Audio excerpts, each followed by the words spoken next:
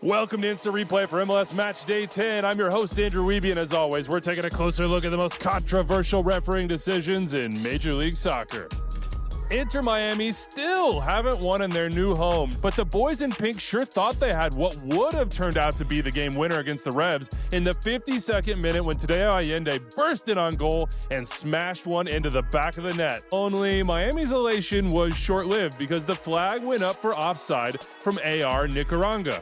Talk about razor-thin offside margins here. I have watched the replays over and over and over. I've freeze-framed. I've compared positioning of the final defender and Allende in relation to the lines on the field, mowed in, and the 18-yard box.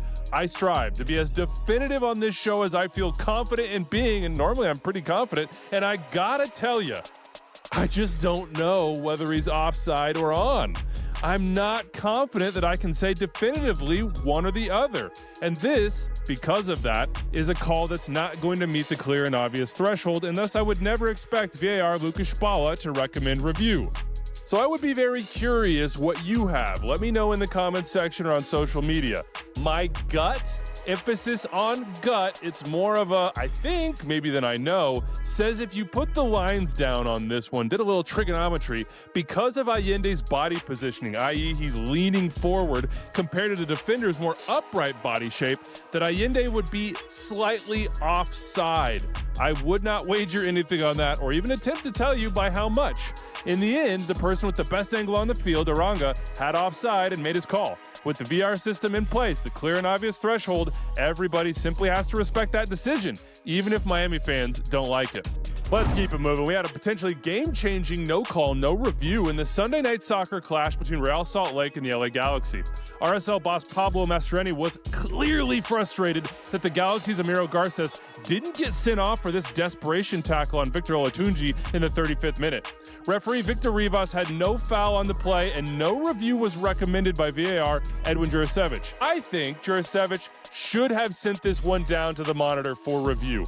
I've got a foul and a DOGSO red card on Garces, though no penalty as the foul occurs outside the 18. Why DOGSO?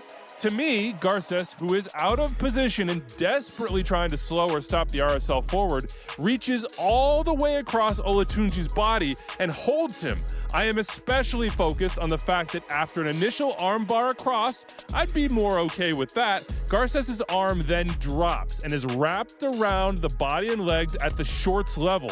Look at his fingers and hands wrapped on the side of the shorts where the Adidas stripes are. Then, in his own clumsy moment, this is on Garces, he falls and he keeps his hold, thereby sandwiching Olatunji between arms and his body and legs, taking him down. So for me, grab, sandwich, and no attempt to play the ball, and Olatunji's pace, direction, and touch means this prevents a clear 1v1 shooting opportunity. I've got foul and DOGSO. But that wasn't the call, so it's 11v11 and tied in the 83rd minute when Rivas points to the spot. RSL are beyond confused. Mind blown! Look at these faces. Me, him, us, who, how, why? Defender Nate Jakwa joins in the protestations and then gets a yellow card identifying him as the guilty party. And though Jakwa might be feigning ignorance, come on, Nate.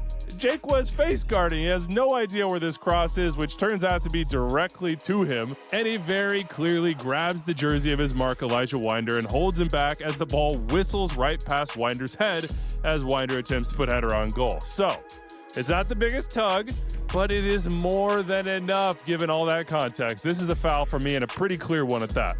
You're going to get deja vu on this next one from Columbus, Philly, because we've talked a lot this year about quote-unquote stamps and serious foul play red cards from endangering the safety of your opponent. So before I tell you what the final decision was or my take, I want you to watch this play and formulate an opinion. Barra driving into the area. Down goes Harriel. Foul is called. Harriel might have gotten stepped on at the end there. He's grabbing at his ankle. All right, got your take? Here's referee Philip Duwich after being sent to the monitor for a red card review. Number 17, Columbus makes incidental contact with the Philadelphia player. It's accidental. There's no card on the play. Now, how does that explanation jive with your take? Me, I'm with Duwich, and here's why.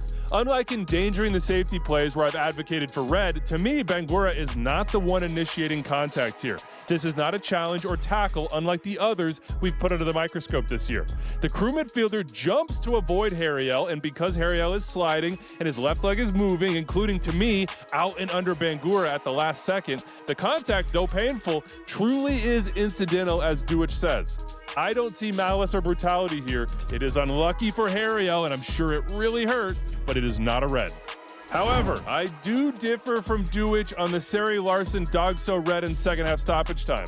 To me, the foul here is actually on crew forward Jamal Tiare, who throws his arm over the Union defender first and then basically rides him into the ground. Yes, Larson's arm also gets up into a similar position, but to me, that is second, and a reaction to Tiare's movement, grab, and pull.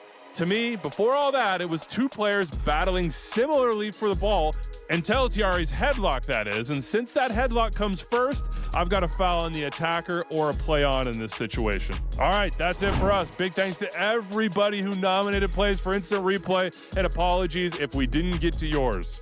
We try to take the most impactful and the most controversial. Big thanks to my team on this one, Rich Hernandez and Phil Levanco. I'm Andrew Wiebe. We'll see you next time.